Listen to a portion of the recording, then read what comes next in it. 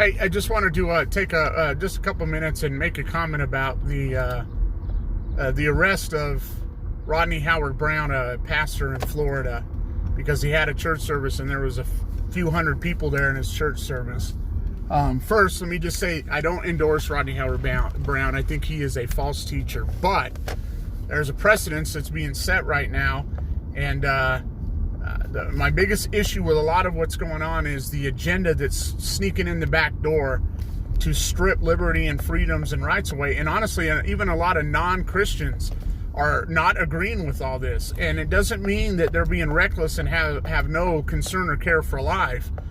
But I think it's hypocritical that I've watched people just bash churches and tell them you shouldn't open up and et cetera, but they're not saying anything about businesses and stuff like that, and places that there's more than 10 people, obviously, and I've seen it and had people tell me about it, but they're not saying anything about that. It's just another whipping post to attack Christianity and Christians.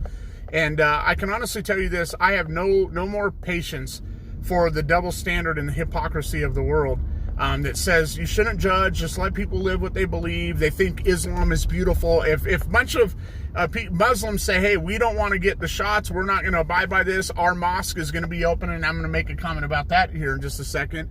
They think it's beautiful, but if Christians do it, we're somehow ignorant. We're backwoods, we're hillbilly, uneducated, social misfits, we're religious nuts, religious extremists, right-wing extremists, and I'm just tired of the double standard. I'm tired of it.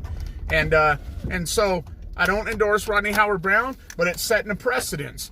Because if pastors and the separation of church and state exists, then as a pastor, if you tell people if your cough, the CDC website has things that are listing to put people in a higher risk category, follow them. If you're worried about it, stay home.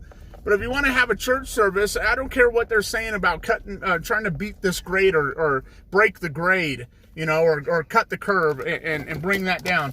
I can understand that. But let me tell you this, the coronavirus ain't going to care if it's 5 or 10 or 500 or 50 people. And I don't think it's going to stop at the door. It reminds me of these gun-free zones. It's like all of a sudden, what's the criminal going to do?